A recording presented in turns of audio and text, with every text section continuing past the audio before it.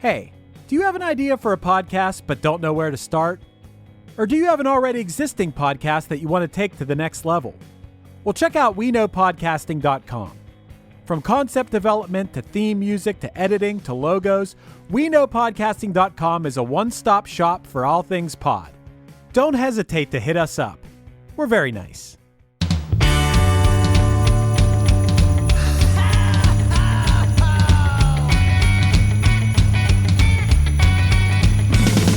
There's a party each and every year on Christmas Eve, where the fun and cocktail shrimp don't seem to end. Clark and Ralphie taking turns on the TV screen, laughing, singing, yelling with all of our friends. Well, it's Christmas, and let the parties go spread the holiday cheer.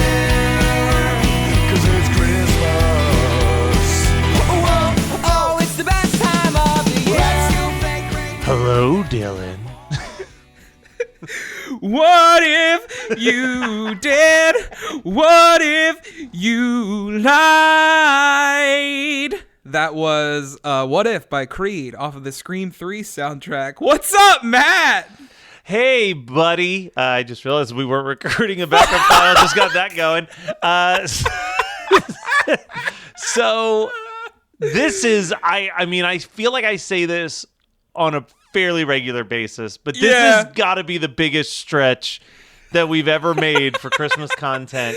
Dylan wants to talk about the new Scream movie. I do. And we needed to find a way to make sense, and the only thing we could come up with was that the original Scream was actually a Christmas release. It was. So I want to apologize. Any of our listeners that genuinely come to us for just Christmas content, number one, thank you. It's a very weird choice because we rarely do cover just Christmas content. But thank you for listening. Number two, I'm sorry. I can guarantee this is definitely going to be an entertaining episode because I feel like both of us are really passionate about this series. But Matt messaged me and was like, hey, we need some topics for Tuesday. And I was like, dude, we need to talk Scream. And he's like, I don't know how the fuck we can do that. And I'm like, okay. In my head, I didn't say this to Matt, but in my head I went, it's our fucking podcast. We can talk about anything we fucking want to. But number two, Scream 1 opened up December 20th, 1996. And Scream 2 opened December 12th, 1997. So it's so funny to me because the way these movies are shot, especially the first one, they always feel like Halloween movies to me. Yeah. Just the pictures of the trees and stuff like that. But the first two movies were Christmas releases. Which is so weird. Such a weird decision. Because they should have been a summer release, honestly. Like, that would make 100%. sense. December makes zero sense for this. Zero sense. And I was really worried about the fifth one because it got the January dump. The death slot. The we don't have any faith in this movie spot is what it got. Before we get too far, if you haven't seen Scream 1 through 5, go watch them because I don't know about Matt, but I'm going to spoil the shit out of all 5 of these movies. So. Yeah, well, I mean, we're going to keep this reasonable because, you know what's the only other thing deader than half the cast of Scream?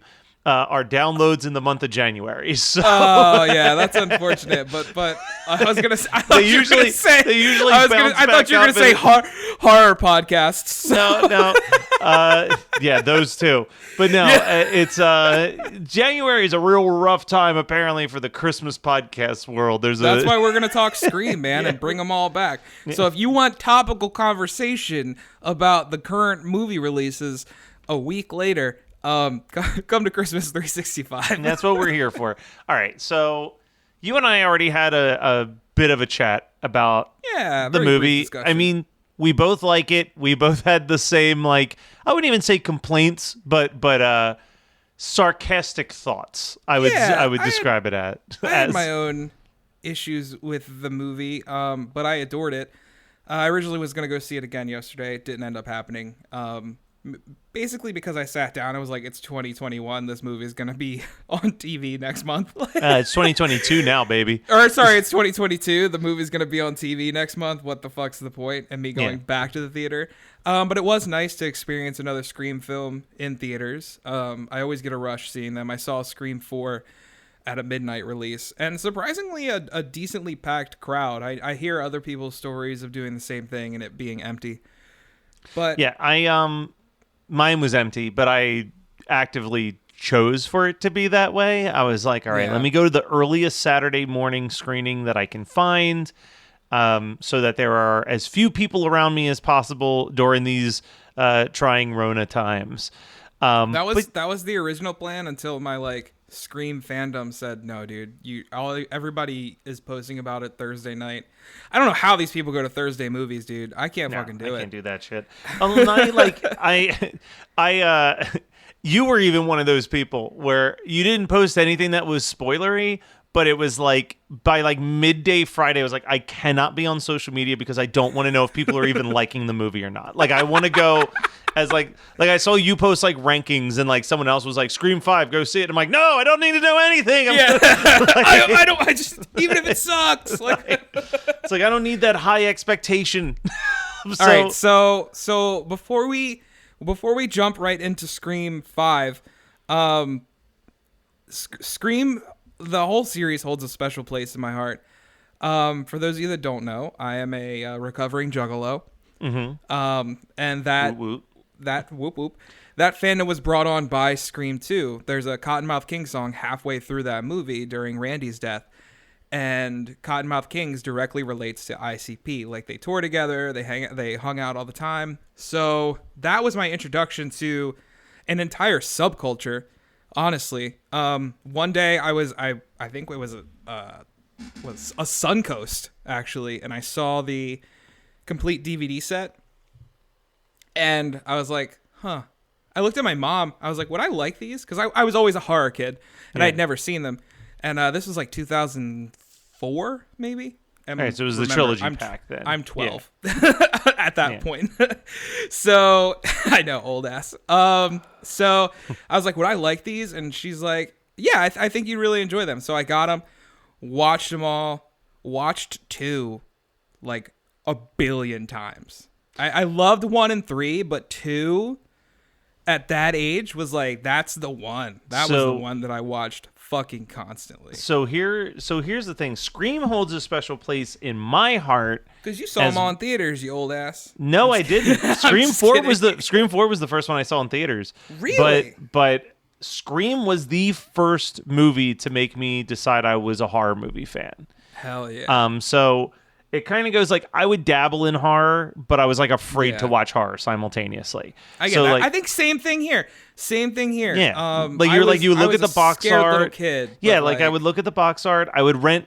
If I rented a horror movie, it was always a PG-13 horror movie. Yep. I always kept it safe. I didn't want to see gross stuff. I didn't want to see blood.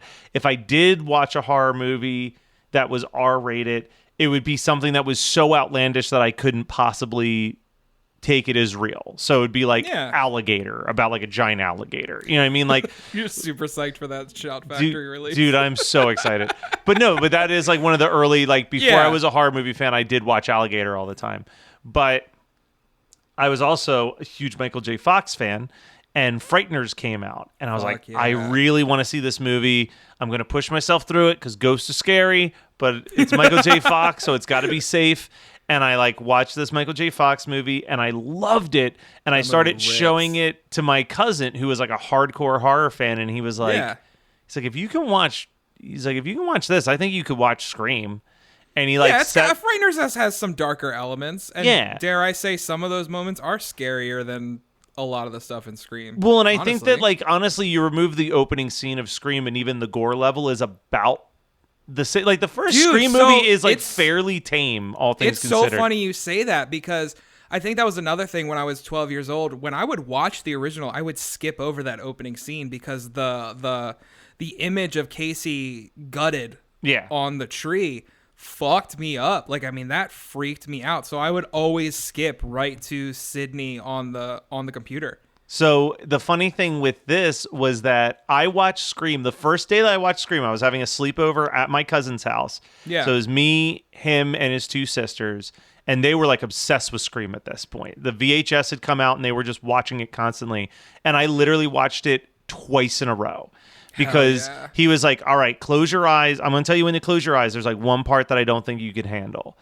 And it was when like the boyfriend's out on the front deck with the guts hanging out. Yeah. So he's like, all right, Matt, close your eyes. And I like close my eyes. Scene happens. He's like, all right, you're cool to open them. And I watched the rest of the movie. And then when the movie was over, I'm like, can we watch it again? I want to see the part that you made me close my eyes for. Hell yeah. So like, I was like, let's do this. Like, and that was it. That was what you imagined in your head way worse than what was on the screen? A little bit, yeah. But it was like, that was it. After that, I was like, I am off to the races. I was like, I need to watch Halloween. Yeah. I need to watch all the Friday the 13th movies. I need to check out Freddy Krueger. That's so funny because that's the same thing. Same here, man. Like this was the movie that made me realize I was a horror fan. And that's the Scream franchise and Evil Dead franchise are the two, like my two favorite horror movie franchises. Well, and I think that's what makes me love this new one is that there are so many points where there are these monologues of it's like Scream isn't just a movie to some people. It is like such an important nugget of a memory of like watching with family or like watching with friends. And it's like, yeah, Scream became that movie where I think I probably watched that summer. The summer of 96, or I guess no, it would have been the summer of 97. The summer of 97, I probably watched that movie daily for 3 months. Yeah. Like, memorized it, knew every line, like, knew every little piece of it. And I was so upset because I was way too young to see part two. I was like 14 when part two came out. So I couldn't see that in theaters. So I had to eagerly wait for the DVD to come out, or the VHS. It wasn't even DVD back then. Yeah. Wait for the VHS to come out. Everyone had spoiled that Randy had died for me, which was like devastating, but I was kind of glad that I knew that it was going to happen before I watched it. Yeah. And then I remember I rented it for a sleepover, and like it was me and some friends, and we watched it, and we kind of hated it at the time. Like I did not like Scream 2. I was actually in the camp. Here's the crazy part. When Scream 3 came out, don't you fucking do it. When Scream 3 originally came out, I was like, man, what a breath of fresh air from that mess that was Scream 2. Gross. Now, I quit. hold on a second. That was also the mindset of a 15-year-old kid who just was like, yo, that explosion scene was cool. Oh, shit, it's my boys Jay and Silent Bob popping up. Yeah, that's funny. Like, that's it's so like, funny. Like, there was enough stuff for, like, the 8th grader going into 9th grade to be like, yo, this is fucking awesome. You know what I mean? Like, but then like, you start then like enough time passes and you're like, this kind of sucks. And Scream 2 actually kind of rips. Yeah. And then like Scream 4, when Scream 4 was the first one I saw in theaters, it was exciting in its own right for that. And Scream 4 is a very, very funny mess of a movie. Yeah. And I talked about this on Horror Movie Night. I'll talk about it again, but we had the director of You Must Be the Killer on the podcast, and he came on the podcast to do our episode on Scream 3 with us, because if you've ever seen You Must Be the Killer, it's very meta in the same way that Scream is meta. So it felt like movie. Yeah. Oh, great amazing movie. It felt like a perfect, like, oh, this is a total layup. Like, of course he should be on to talk about Scream 3. And he told us something that I've never found any other report of, but he swears that he had a conversation with Kevin Williams at one point about Scream 4. Yeah. And he told Kevin that he was like, I really like Scream 4, but I hate the ending. When I watched the movie, I kind of wish that Sydney had died. I wish that it had he's like, I wish that it had killed her and that her cousin got away with it. And Kevin told him that's how it was written. And the studio wouldn't allow it. They're like, you cannot kill Sidney Prescott. I can't blame him. Yeah, either. but he said that his plan, because they were signed on to do like a Scream 4, 5, and 6. Yep. His plan was that part 5 was going to essentially merge like Scream with I Know What You Did Last Summer, because it was going to be Sydney's cousin having gotten away with all of this, being the first person in the franchise to succeed with their plan. And come back for the sequel. Well, and then a copycat killer starts killing people and sending her notes that they know that she's the person who did the first one. And it would have been her trying to find the killer so that they don't, reveal her past. And I'm like, that would have been a fucking dope movie. Fucking awesome. But you know what? I don't think it would have been as good as the fucking movie that we got this week. So I used to come home from school every day, and I think I talked to you about this privately before. I used to come home from school and put on the Stu party scene. I would start, because that scene, that whole scene is an phenomenal. hour long. It's like an hour of them just having the party.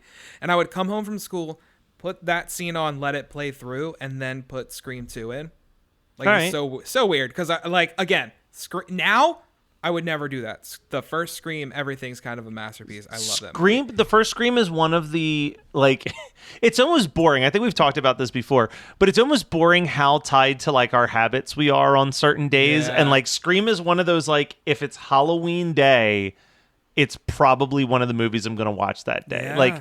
But it's I think about it, I think the last 3 Halloweens, without fail, I have watched the original Texas Chainsaw Massacre, Scream, Idle Hands, nice. and Halloween H2O. Those are perfect. My 4 every and now Coco. Coco's been added to the mix good. I kick off the day with good vibes with Coco and then There just you get go. horrific for the rest. Yeah, and then you end on Texas Chainsaw because it's the most nihilist of the. Well, a little bit. I get to Texas Chainsaw right around 5 o'clock when it's trick or treat time. There you go. And then I switch over to Abbott and usually that's where it gets wild, where it's here's Abbott and Costello meet Frankenstein or Mad Monster part. But that movie is a flawless. Yeah. I won't say it's flawless. There are things that bother me in Scream. Point number 1, Ghostface in the grocery store.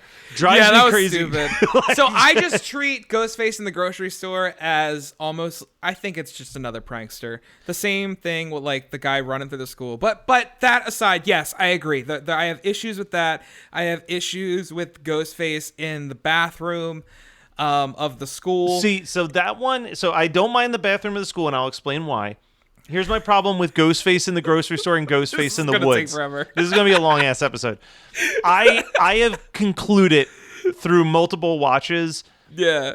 And there's no evidence for this, but I've concluded that Ghostface in the bathroom is 100% a kid pulling a prank, and I actually believe that it is the kids that Fonzie is yelling at in his office 2 scenes later. Oh, okay. I thought he was yelling at them before. Who knows? Maybe. I don't remember. Maybe. But it's all out of, it's out of order. They could have yelled at them before, and they're like, fuck it, we're going to go ham. We're actually going to stab this bitch. Well, they don't have a knife. That's the reason why I think it's a prank. They don't have anything in their hand. That's true. But I think that I'm almost done, I swear. Okay.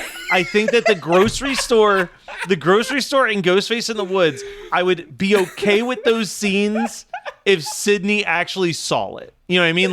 If Sydney looked and saw Ghostface and then turned around and there was nothing there, I'd be like, perfect. Totally makes sense. Yeah. She's seeing shit. But the idea that there is a murderer on the loose dressing like Ghostface and a dude is in the grocery store dressed like that, a crowded grocery store, stalking the number 1 victim, and no one does anything? No one's yo, what the fuck is happening? Yeah. Insanity. Sorry, I'm done. You're Go. It's okay. I'm moving away from my microphone. I'm legit just trying to give my history with Scream, and every time I talk about one thing, you're like, here's my fucking issues with this movie, which is crazy because usually that's me. Usually these roles are reversed. Usually I'm like, God, this shit you made me watch, man. Oh, just kidding. But we both love it so much. So I would come home, watch that scene, and then throw Scream 2 in. And that opening, the D'Angelo song, she's always in my head. It's the such guitar a is good great in that song. Fucking opening. Jada Pinkett is amazing. It's such a haunting opening, especially when she's dying in front of the screen. It's just such an incredible franchise. I will argue that the killers have not surpassed Billy and Stu. I still think Billy and Stu are my favorites. I have other killers that I like. I love Mickey just fucking losing it in Scream 2. I think that what I like about all of these movies is that Billy and Stu set such a precedent for this is how the person who dresses like Ghostface acts once they've been unmasked. And it's never been better than this newest movie. Like the killers in this new movie, again, we're not going to say anything just yet. We'll give you the we're about to talk about part 5. Like if you've hung out this far, you're still in the clear, but like it's going to get rocky soon.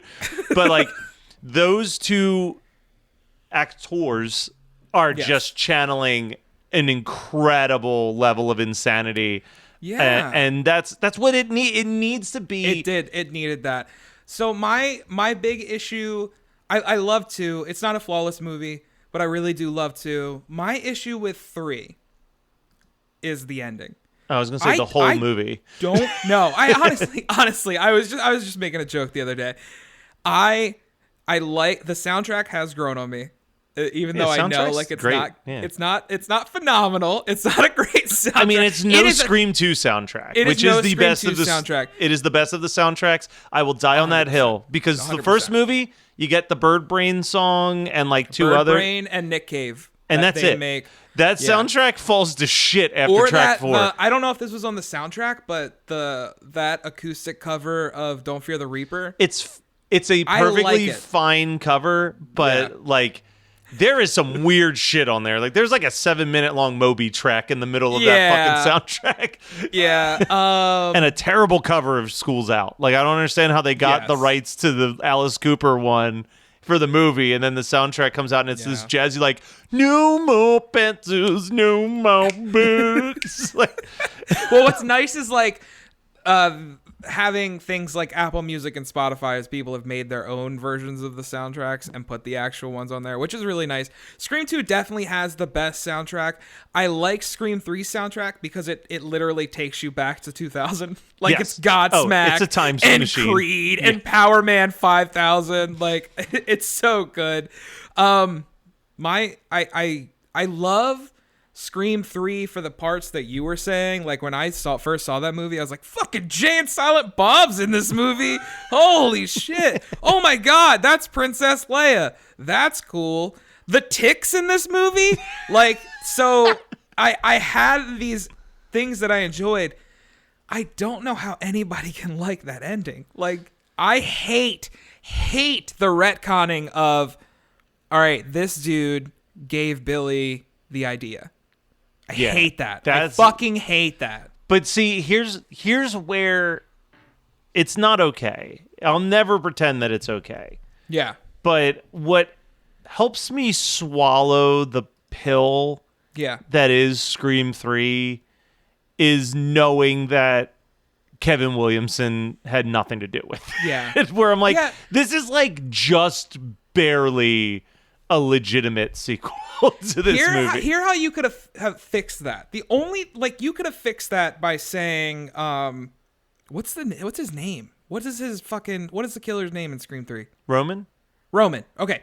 You have Roman find out about like Maureen's death or whatever.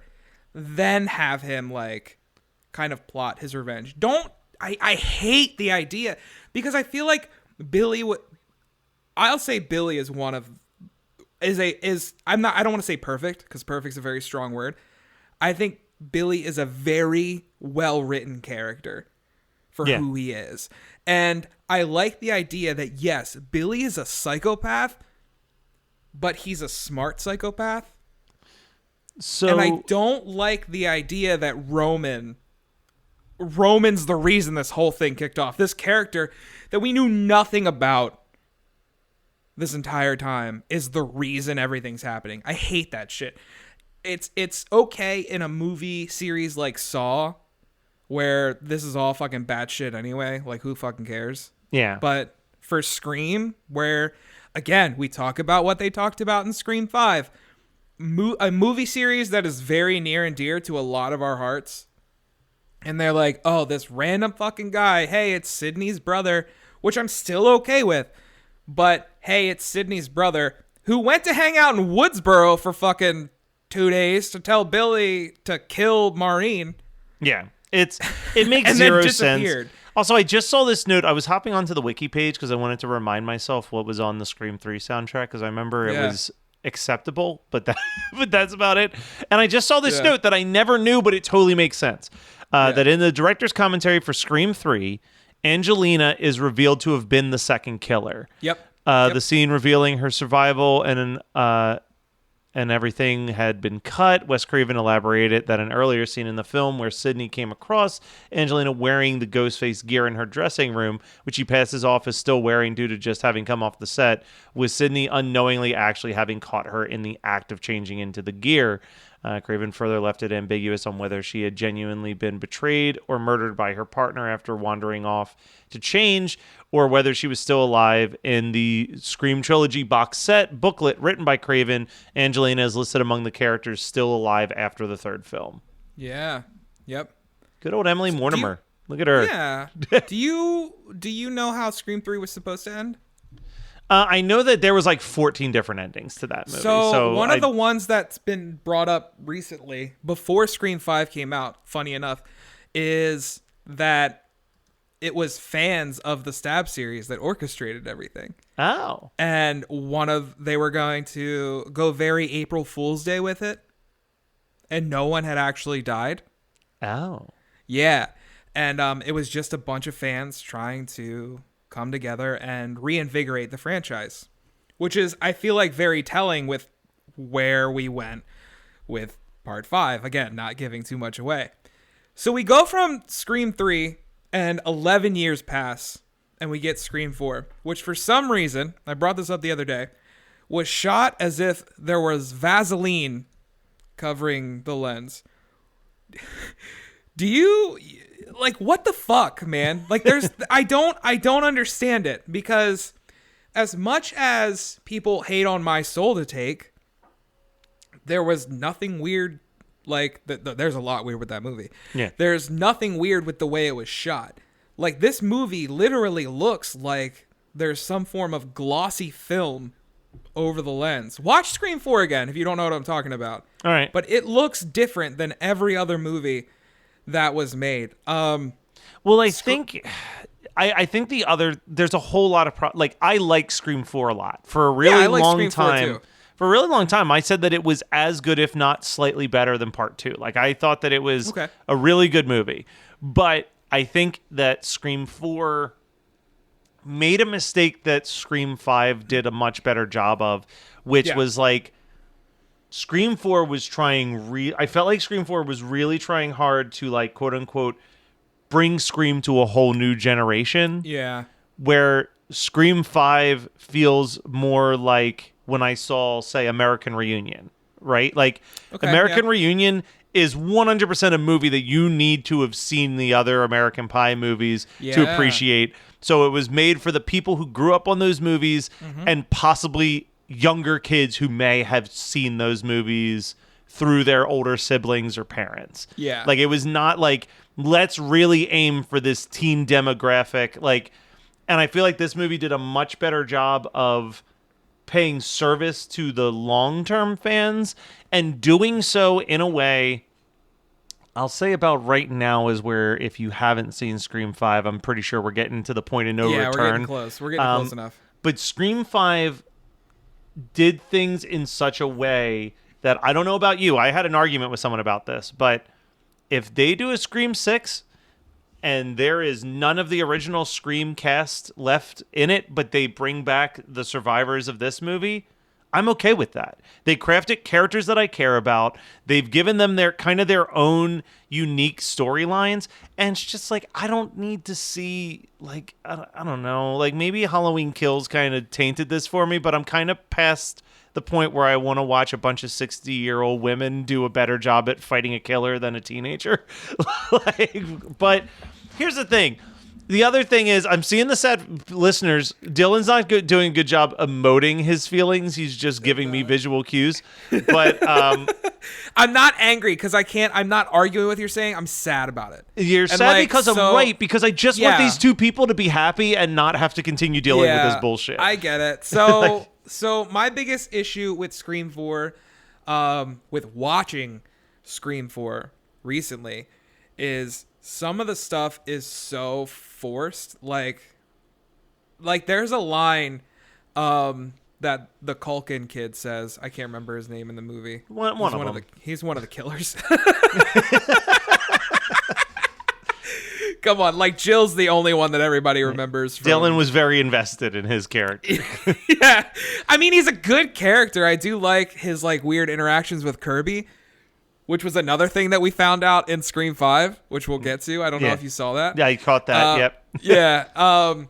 But like there's a line where he's talking about liking Kirby and his friend walks away and he goes, "Yeah, as if, right? Dick." And it's like, it's a moment where Scream 4 is like, do you remember that part of Scream 1? Do you remember when Matthew Lillard said as if to Jamie Kennedy? Do you remember that? Like, Scream 4 felt very much like you said, hey, Scream's back. And if you really like Scream, you'll really like this movie. Where I feel like what you said with Scream 5 has been like, hey, we made another fucking Scream movie. Franchise is back, but guess what? Like, we're not focusing on these characters anymore. Like, I want to throw out one more. I want to throw out one more thing, just because. Just because I keep go for it, dude. I keep jumping on wiki pages and then finding out shit that I didn't know. Go for it. So I clicked into the Scream 4 thing, to remind myself exactly who played Kirby, and also to try to figure out Rory Culkin playing Charlie Walker. Who was not as cool as the Culkin that played Wallace in Scott Pilgrim. 100% fact. But I saw this little fucking tidbit. Yeah. Like, Matthew Lillard has an uncredited cameo appearance at the Stabathon party after previously portraying Stu in Scream and making a similar uncredited cameo at a sorority house party in Scream 2. Yeah, I knew that one. He revealed in 2009 that Stu was originally intended to be revealed as the killer in Scream 3, having survived his apparent death in Scream, retroactively making his Scream 2 and Scream 4 characters also Stu. So, however, this plot was abandoned and the script rewritten without Stu following the Columbine massacre. Yeah. So one of the things that was a rumor going around for a while. Like, every movie, they were like, I bet Stu's coming back. Which is so crazy. The fucking dumbest thing ever. They made like fan trailers for Scream 5 where they put Matthew Lillard in them. And like, I'm like, burned up, bro, this isn't a fucking flat screen. Like, dude got crushed by like a 200-pound television. And it electrocuted him. All right, so let me and he was stabbed like 10 times. I know you're getting upset. I want to talk to you. I'm sorry. I want to talk to you about my crazy. So look. I love Matthew Lillard, by the way. The Stu survived everything is one of the craziest fan theories out there. If you bring up the Tatum shit, I don't want to talk about it. We're gonna talk You're about. So wrong. It's not true. I have zero evidence for this. No one has ever defended this belief. I know I'm wrong. Except Matt Kelly. It's my own theory. It's an awful theory. It doesn't make any sense. I have a theory that Tatum may have been in on the killings in the first Scream movie. That doesn't make any sense. Because she acts as Stu's alibi in the beginning. She goes, Stu was with me all night. She doesn't say where they were at. She could have been at Casey's house too. Well, I mean, Randy brings that up. Was that before or after he sliced and diced? Let me continue. Number 2. Tatum is the last person to speak to Sidney before Ghostface originally makes his attack on her in her own home. Then, when Sidney's staying at Tatum's house, who calls? Ghostface. It's almost like someone is strategically letting Ghostface know when Sidney is in her most vulnerable spot so that they can work out their entire plan. Just saying, they need a person on the inside who has a connection with the police department to know what the police department's doing. Who's Tatum's brother? The doofy deputy. Okay, but like, hold on a second, I'm not done. Number 3. hold on. Before you get to number 3, these are all things that can simply be explained as Stu's her boyfriend. Yes. No, we'll continue. Okay. All right. Step number 3 also, even though it makes legitimately 0 sense for Sydney to go to this party, Tatum is like, you've got to go to this party. You've got to be at this party where you can very easily get lost in the crowd and disappear. What's her other option? To stay home by herself? No, that Tatum goes, I'm not going to go to this party. You and I are going to hang out. That's what a friend and not a killer would do. I don't think so. Finally, because if you're, hold on, put yourself in Tatum's shoes. Do you want to be sitting alone with the woman that's being attacked multiple times? Exactly. All so convenient. He just shrugged. And theory number 4. Here we go. Theory number 4. In the garage. She says Randy. In the garage. She's not even remotely upset that there's someone dressed as Ghostface. Why? Because she knows that her boyfriend's Ghostface, and she's like, he would never hurt me. I'm in on the plan.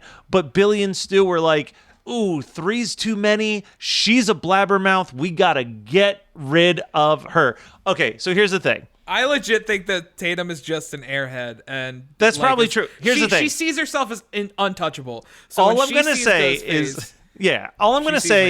is I'm aware that I'm crazy. I'm aware that this is not true, but it's a fun theory. Next time that you watch Scream, just watch it with that in mind. I won't. And it's listeners do it. I'm not going. It's entertaining how many things you're like, that is what a killer would do. Tatum knows something. This is also coming from the person who I think I told you and I posted on the internet that every fucking character that showed up on the screen, I'm like, they did it. They were on Scream. Yep. So what you're saying is the main issues I have with Roman, like being like, hey, I was around for the first one, is like there's no actual evidence that shows that you were anywhere near Woodsboro for the first movie. No, not at all. Not even a little bit. We got to get back to Scream 4 because for the love of God, we got to talk Scream 5. Okay. So Scream 4, I like Scream 4. A lot of the stuff seems forced. I like it once it gets to Kirby's house. Justice for Kirby. I think the Stabathon idea is fucking amazing. I would love to do a Stabathon in a fucking like wooded barn or whatever. That'd be really fun. I think I'd even do a Screamathon in a post-COVID world where it's like, hey, we're just going to load up in a house and we're just going to fucking knock out every Scream movie, start at noon and go until, however long it takes. I guess that would be 10 hours, noon to 10. Yeah. I love, and I posted about this, I love the idea of, fuck it, this movie ends as Jill is being wheeled out from the house, on the stretcher. I love that idea, but I do love that fucking cheesy ass "don't fuck with the original" line. Oh, it's fantastic. It's a great line. I love that fucking line. Look. Well, you don't know what I'm referring to because you still haven't seen this damn movie. But I love that the last 10 minutes of Scream 4 is just the ending of Dr. Giggles all over again. Oh, yeah. Like when you watch Dr. Giggles, because eventually it's going to happen. You're going to be here and I'm going to make you watch Dr. Giggles. Fuck yeah. But you're going to be like... Hey, the 28th. We need to watch it. You're going to be like, holy fucking shit. Scream 4 ripped off the ending of Dr. Giggles. It is such a strange... I wish they could have done that anywhere but a hospital. Like, I didn't need it in the hospital. I understand why we're in the hospital. It's so funny watching these movies with Teddy because she's seen some of them, but not all of them, and she hadn't seen Scream 4. And as soon as Jill goes, we should write it with our matching wounds, Teddy leans over and goes, this bitch, she doesn't know Gail got stabbed in the shoulder. And Gail looks at Dewey and goes, how's she know I got stabbed in the shoulder? I love fucking Dewey's look. Oh, fuck, and runs down the corner. I love Scream 4. It is up there with Scream 2 to me. It's a fun movie. It is a fun movie. The opening... The like stab 6, 7, 8 is so fucking good. So funny. Good. So good. So smart. But yeah, so let's get into it. All right, for real now. If you haven't seen part 5, if you have not seen Scream 5, turn this shit off and go. And what are you doing? Go see Scream 5. Unless you are immunocompromised, then stay home and wait for it to hit your TV. But see Scream 5 as soon as it comes out. It's really good, guys. That's our review. Each week on the One Hit Thunder podcast, we welcome a special guest to come take a deep dive into a one-hit wonder artist with us. And together, we decide if that artist brought the one-hit thunder or was nothing more than a one-hit blunder. You can find One Hit Thunder anywhere that you listen to podcasts, so hit that subscribe button and join in on the fun each week. It's really fucking It's good. really good. It's a fun time. It's a fun watch. Great performances. Yeah. All right. So what do we want to talk about with Scream 5? Because I feel like there's so much I want to say, but there's also like not that much that I want to say at its core. So I have like a checklist in my head, and we'll see where we go, and I'm sure I'll say something, and you'll be like, "Oh, so this fucking thing." No, I think I got that out of my system. I think I got. It's so funny because I'm gonna sound like an ass because people are gonna be like, "You didn't think that." On the way to the theater, I thought, wouldn't it be cool if the opening victim was in the whole movie? If they didn't die, because I hadn't seen any trailers. Yeah, I watched nothing. I didn't watch any trailers, but I was like, what if this character was in the whole thing? And that's the way they went with it. I kind of liked that. Although I also was like, what fucking star did they get to kill in the first opening scene? Yeah. I like that part too. As soon as she answers the phone and Roger Jackson starts talking, tears. Yeah. I didn't have that. I didn't have that. But there's some parts cry, where I cried. But I definitely teared up. But like, so similarly, I think I told you that I was talking to my brother maybe an hour before I left for the theater. Yeah.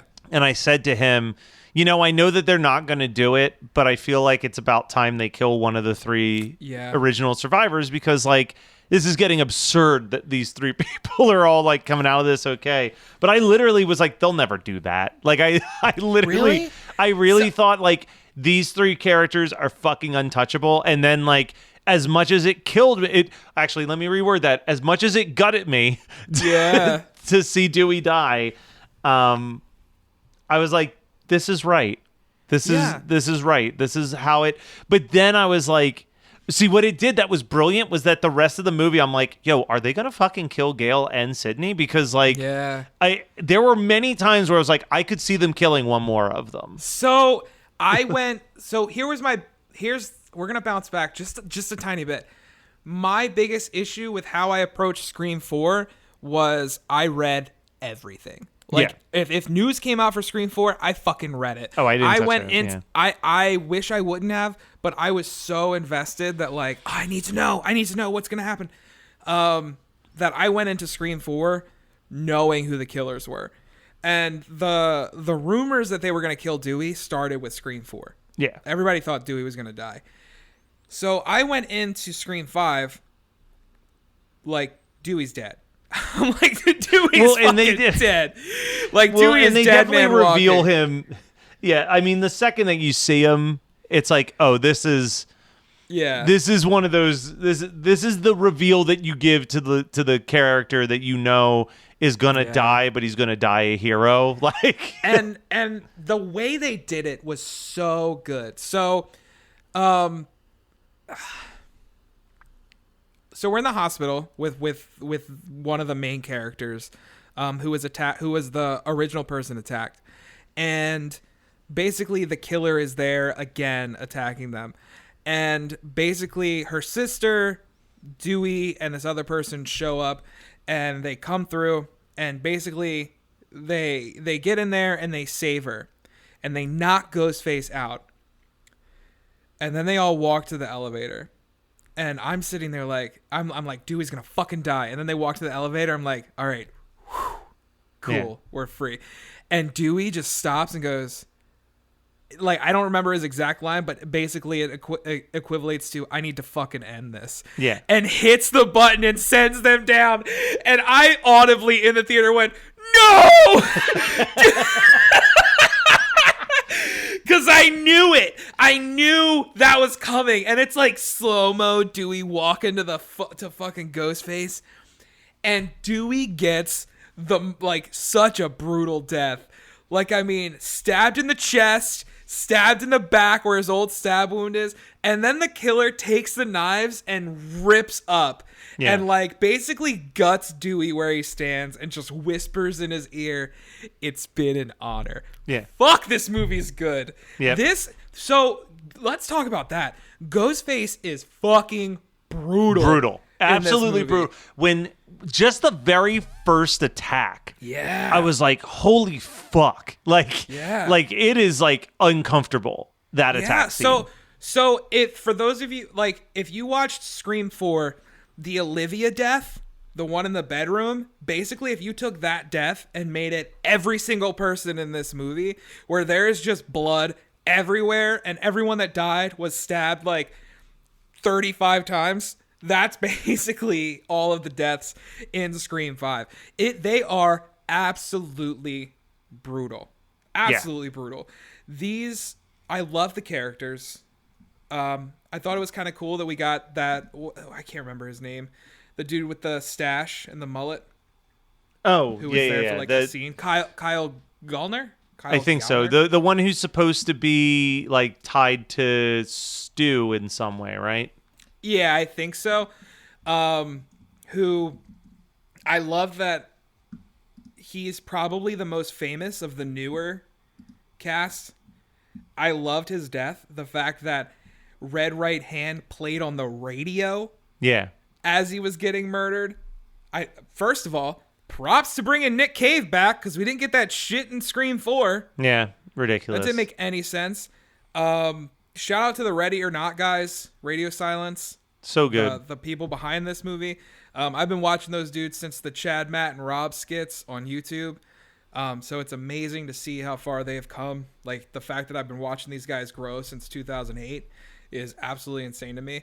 And the one guy, Matt, is the guitarist for Link 80. Yep. So, I just found that out a couple months, like 2 weeks ago. Yeah, like that's blew my absolutely mind. Insane to me. So the fact that these people that you can tell are fans got to kind of take over the helm for Wes Craven, because it's one of those series that you're like, this series can't exist without Wes. And they did an absolute amazing job. What'd you think of the ending? Which part? I mean, in general, I liked it, but so let's first talk about our new characters, okay? Because I see that, like, I've seen on Twitter that specifically Melissa Barrera, I think is how you pronounce her last name, the main character, Sam, is getting a lot of hate. People are saying, like, she can't act, she's stiff. I thought she did great. I think she did great. And here's the thing that really bothers me about that, because someone else texted me that. They're like, the actress who played Sam couldn't act her way out of a bag. And I'm like, hey, how about we also give a little bit of credit to the fact that this is her second film in English ever, and the first one was In the Heights, where she was playing someone who was Spanish. Like, maybe her English, like she's like, well, her English was fine, it was just that she was bad. I'm like, no, but like, do you understand that there is still a loss in translation a little bit there? Like, there's still. Let's also hello, are we ignoring the fact that her character is seeing the ghost of her dead serial killer father? Yes. Like, constantly? Like, I don't understand what more you wanted. Well, and that was, listen, here's the other thing, and this drives me fucking crazy as well anyway, like, already, but, like, the amount of people who, I've heard multiple people tell me that their biggest problem with this movie was that it was the first, this was an exact quote, it's the first Scream film where I don't believe in the killer's motives. And I was like, then you've never been on a message board or at a horror convention, because I've never bought a motive Also, this movie's for you, dumbass. like the fact that if you're getting that frustrated with how this movie ended, this is a movie made for you. Like, they're talking about you. Well, and that's like the thing that also comes down to it in this movie is that, like, I was like, no, what? Even toss the motive out. Yes. Is the motive a little absurd? A little bit. Has the whole fucking movie, every line of dialogue been like, fuck elevated horror, let's just get dumb and dirty? Like, that has been almost every scene when they're talking about Scream. They're like, the Stab franchise wasn't about elevated horror. It was about just having good, dumb fun. And it's like, and that's exactly what it is. And dumb fun equals dumb motive. Like, just strap in and have a good time with it. Yeah. Oh, God. I really liked it. I think that... is it Mikey Madison and Jack Quaid just fucking swinging for the fences, dude, absolutely killing it. So the whole movie, I'm like, I really hope Jack Quaid isn't one of the killers, because I really love his character. I really felt in love my his core character. that I was like, he's either going to die or he's going to be the character. Yeah. But either way. Also, side note, did you recognize Randy's nephew? Randy's nephew? No. The one who, you know, him and his sister both end up surviving. He is in Let It Snow as the boyfriend that rejects the main girl that's on the ride with Joan Cusack throughout the movie. As I'm like, this dude looks stupid familiar, and I can't figure out why.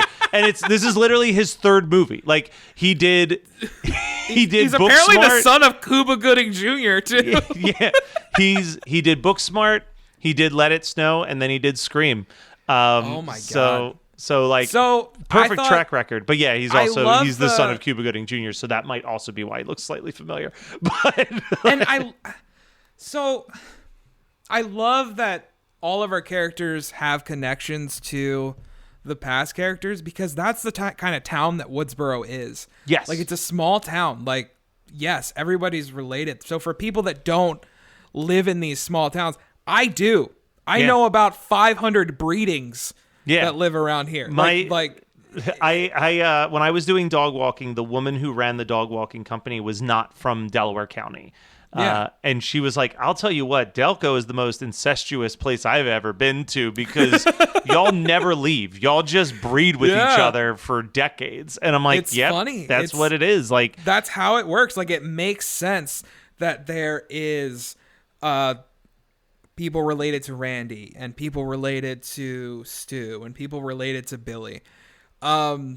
Speaking of Billy, dude, that when they showed him, I mouth agape. Yeah. Like, that was something, you saw Spider-Man, right? Yeah. Okay, that was the Daredevil moment. Yep. For me. When they showed Daredevil, I was like, what? But see, I don't know. I would say if there was anything that I didn't like about this movie. You didn't like that?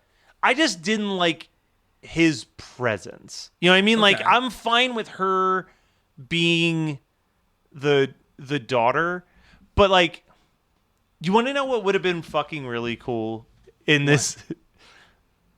Instead of, because I'm starting to agree with you, I have comments to make. Go ahead. So instead of Skeet Ulrich with this very weird CGI making himself look younger, and I love Skeet Ulrich. All the respect in the world to Skeet Ulrich. Hell yeah, dude is great on honestly. Even if you don't like Riverdale, he is the best part. I would agree with that. One of the best parts of Riverdale. This girl has very little connection with this man. This man was dead before she was ever born. Yes. You know what would have been kind of funny? What? Luke Wilson is who she sees. It would have tied in. It would have tied into the way that everything's about the movies. Shit. That would have been so fucking good. That would have been amazing. Luke Wilson. Like Luke Wilson as Billy Loomis, because she's like seeing the movie version of this character because that's what she's been raised on. You know what I mean? I'm saying that kind of jokingly, but there's part of me that's also like, no, it would make more sense that that's like who she connects her dad to, because outside of like a couple photographs that show up on like true crime shit, like, she sees the movies where this character's playing who she now knows as her dad. Oh, that makes sense, but that would have been so fucking stupid. It makes sense, but that would have been so stupid. That's one of those things that, like, if you could explain that in like graphic novel form, like it may come off good, but on the movie screen that would have been dumb as hell. But you know what? I'm going for it. But yeah, so but my issue is I loved them showing Billy, but my main issue was like they tried to give him like a redemption arc with this. Yeah, kind hey, of. Like there's where the gun is. Yeah, exactly. Where it's like, do what you need to do. Fucking kill this guy. But see, and like, I guess I just like, I don't need Sam to have some fucking dark passenger of her dad floating around. It was just cool. That was 100% fan service. Yeah. Like that was fan service. And it would have been like, I would have been fine if like she's taking pills and she's like, you have all of that. But I think that like, you should have only seen him one time, like when she was driving and she saw him in the rearview mirror after everyone accused her of being the killer because she's her. That should have been the only time. That should have been. I didn't need to keep bringing him back. I think that was too much. Like it's like the ending portion where you see him is kind of very swing away. Yeah, like from Signs. Yeah, swing away, Sam. not digging it. Not digging it. It was cool. I liked it. But that was I mean, that's probably my biggest strike. And I think that like I think that there are going to be people who hate this movie because of just that. And I feel like, are you really going to let like what is 5 minutes of this entire movie be like I think even less. Yeah, like it's just like it's a dumb idea, but like it's fine. It is what it is. It is. But I love these new characters. Like I'm being totally serious. I would watch Scream 6 with Sam, Tara, Chad, and Mindy in a whole nother situation. Like I like that they really, it's the same as the first movie in the sense that like one of their friends is the killer and like one of their friends gets killed by the killer, but like there's still like the core group of Randy and Sid and Dewey. I mean, I'm down I'm down for that, seriously. And it makes me sad because it's one of those things like, hey, all of our friends are getting older. Like like all these people I grew up watching are getting older and I can't keep having the Sydney, Gale, Dewey. Now, what would have been cool was what you had said where you thought, or you were like, all bets are off. They could kill Sydney in this. Fucking killer. Like, I mean, but that's Sydney and then have Gale. Gale is this character that we don't have to rely on in the sequels, but you can have as like a mentor type. Like, hey, I need help. I need this or something like that.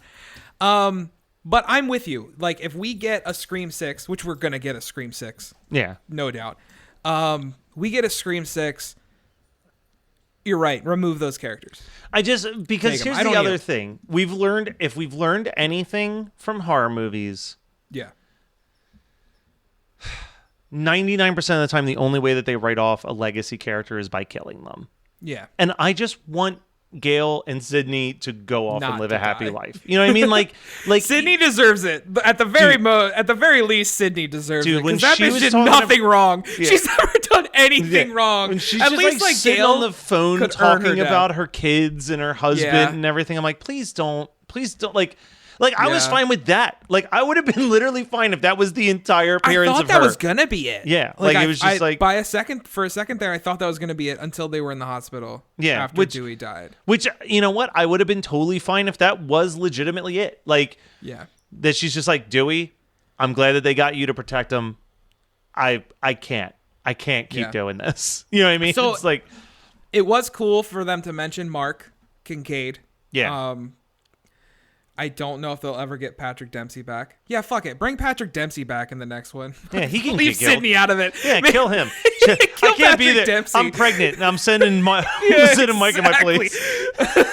No, but like they got a badass ending. They got a really good. They got a good ending. And dude, the last like 30 minutes of this movie is so fucking fun. Like so fucking fun. It's absolutely a blast. Jack Quaid, I am so ready for that dude to fucking blow up. And it made me finally want to sit down and watch Boys Season 2. Oh my god, Boys Season 2 is so much better than Season 1. Really? Yeah, I watched great. Season 1 in a day, but I haven't watched Season 2 yet. So I need to sit down and watch that. It really puts Jack Quaid in a different view especially if you've only seen season 1, where he's kind of this.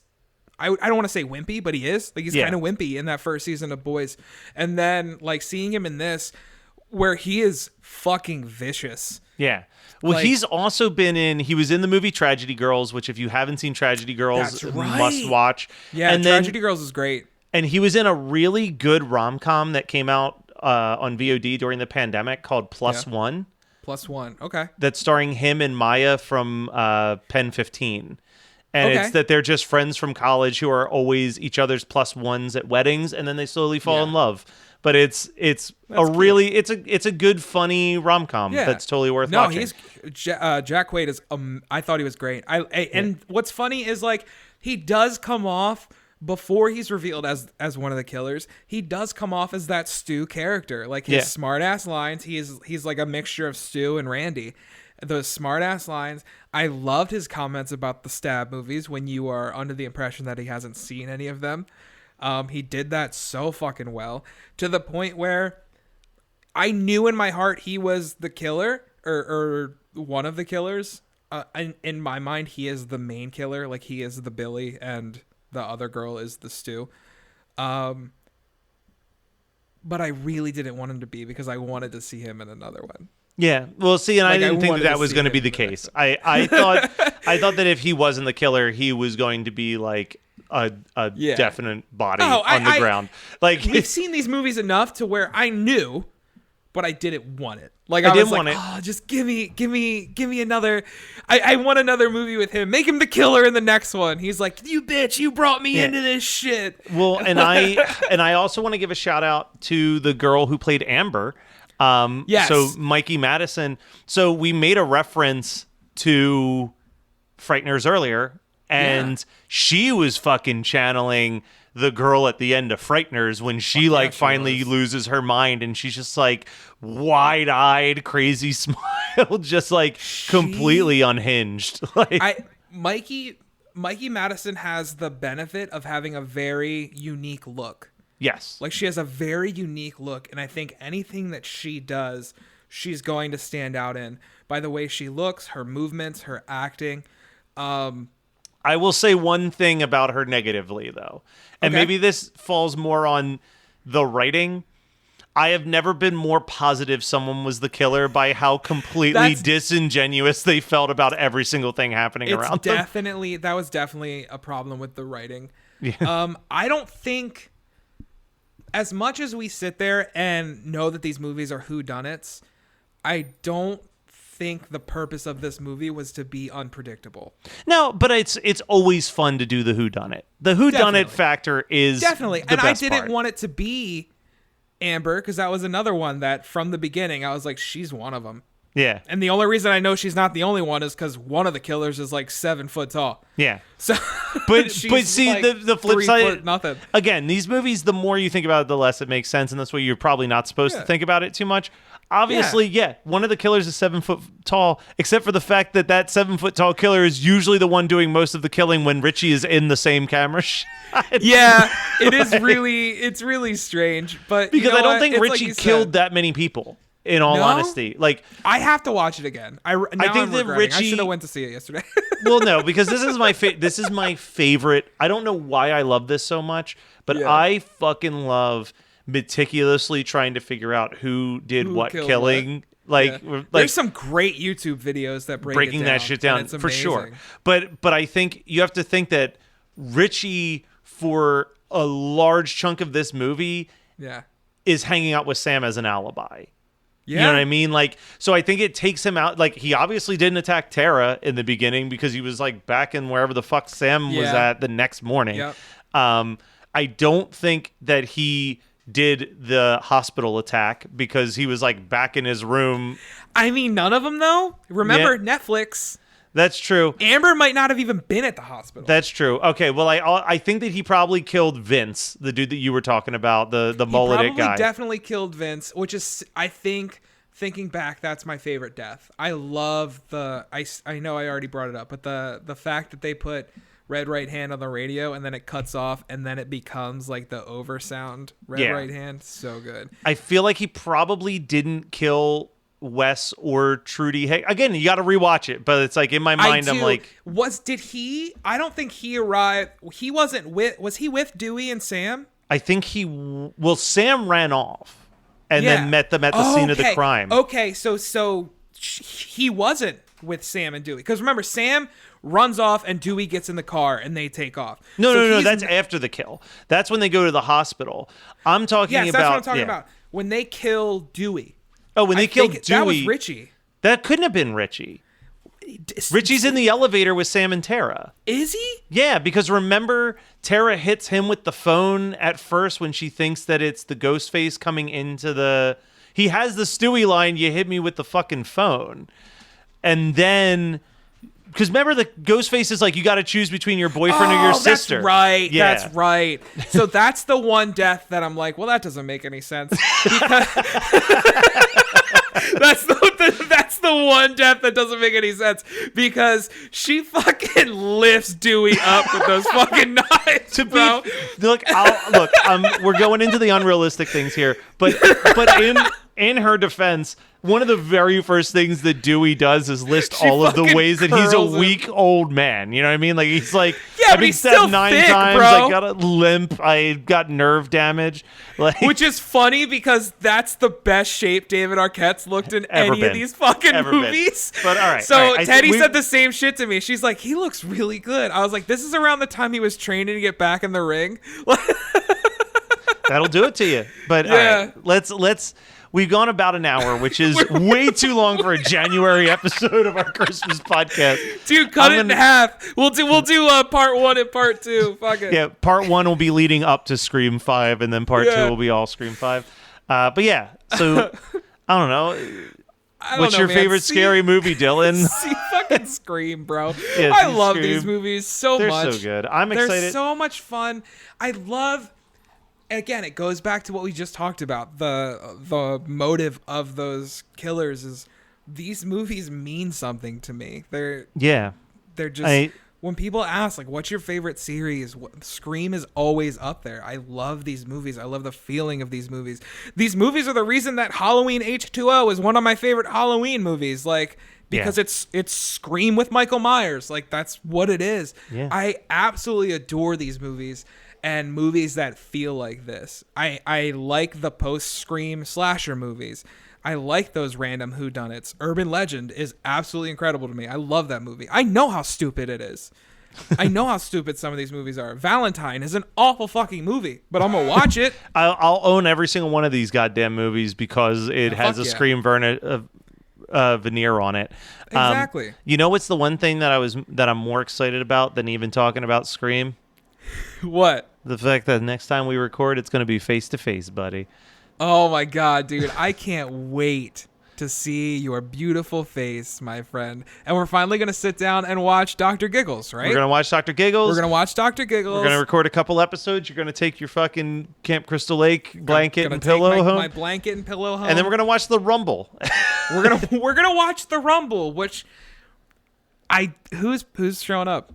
I don't have predictions. Not a clue. Not even going to try. I haven't watched any wrestling, AEW or WWE for about 4 months. Let's lay down a prediction. David Arquette, yes. We don't see David Arquette. As much as I feel like AEW is primed to bring Arquette in. Yeah. Like just for one. Why not? Because in my thought, they missed their opportunity. We've talked about this. Why are we doing this? No. Here we go. We're going for this. I'm putting the kibosh on this. Merry Christmas, Dylan. Merry Christmas, Matt. Whoa. Now we won't stop till the big ball drops on New Year's.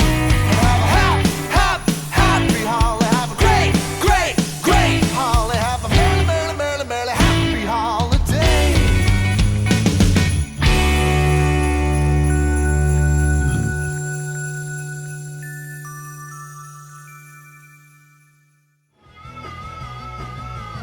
You're listening to the Geekscape Network.